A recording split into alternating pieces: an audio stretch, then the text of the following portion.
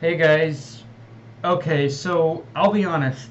Even though I've got my notes ready, even though I've got written down a script and all that for this chapter, I I honestly have no idea where to begin with this chapter. Like, it's kind of one of those chapters where even though I have even though I have like from my thoughts in general are very mixed when it comes to this chapter, honestly. And I guess I'll start by saying, even though she was ultimately defeated in the end, I like how this chapter gave Black Maria a little more to do, because the more I reread last week's chapter, the more I realized, even though it had a lot of great moments for Robin and Brooke, Black Maria herself kind of suffered as a result in terms of how much of a threat she came across.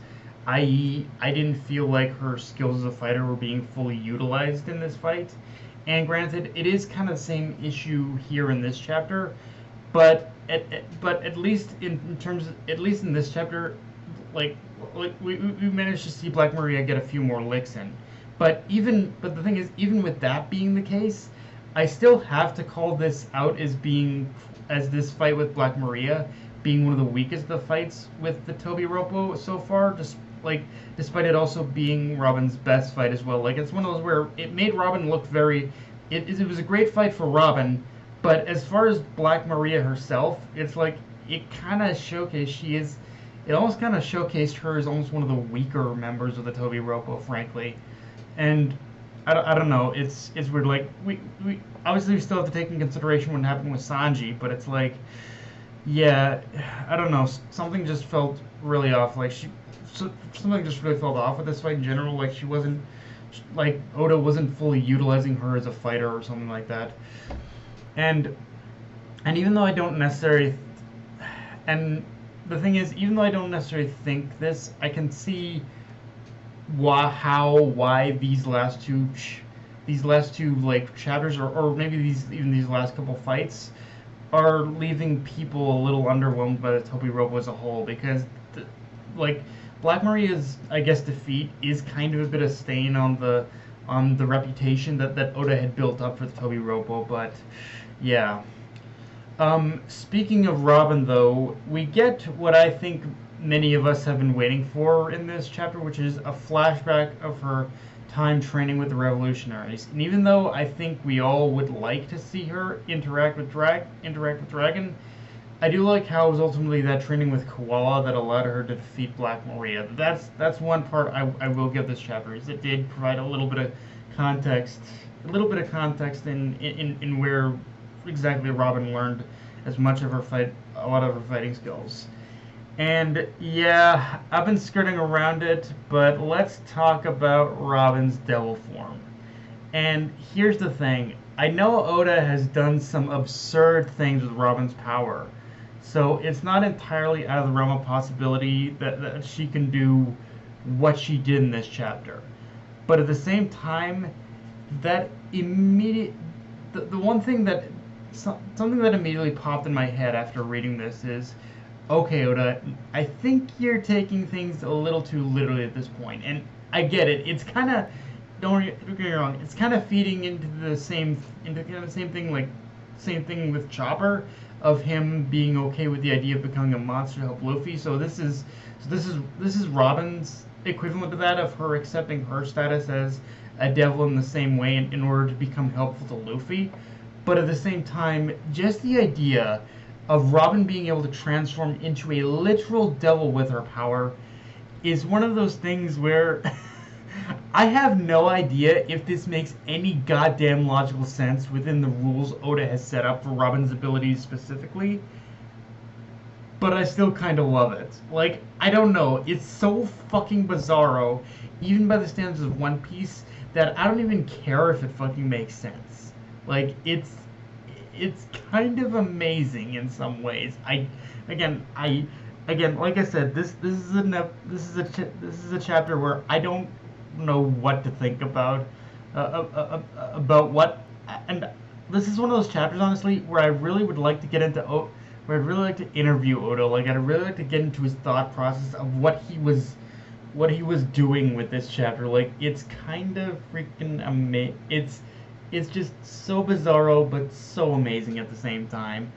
Um, Also, I will say the one minor gripe I guess I do have with this chapter is I do find it a little bit convenient that Robin in her after defeating Black Maria had perfectly lined up Black Maria's like I don't know like followers for Brooke to deliver the finishing blow on all three of them.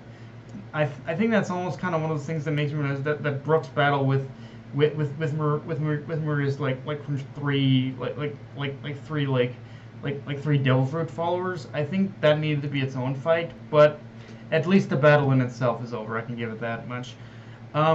With that said, though, let's talk about the end of the chapter where Momonosuke basically begs and pleads and pleads to Shinobu in order to age him up to an adult. And yeah, I love this for multiple reasons. First off, it shows that Momonosuke recognizes that currently he's not strong enough in order to even carry Luffy that far. But through that realization, it also plays off something we know quite well about Devil Fruits, which is the power wielded does greatly depend on the strength of the user. And even though Momonosuke has proven himself time and time again to have a very strong will in order to fight in any way possible, that doesn't change the fact either that he is still physically weak, and his dragon form does reflect that. So whether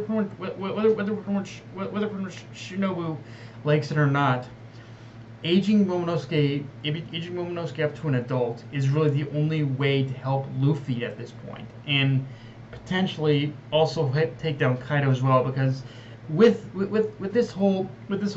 that just final page in itself, and Momonosuke begging in order to be made into an adult. It is.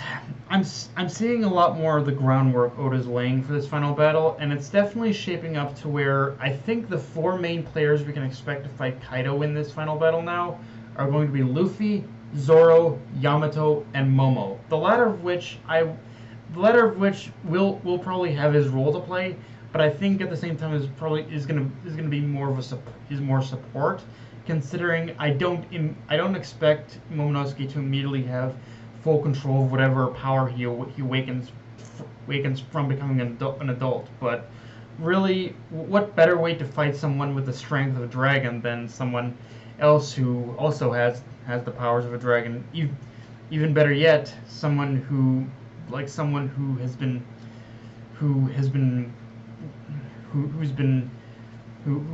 raised who's been raised up with the sole goal of saving his country from Kaido's control.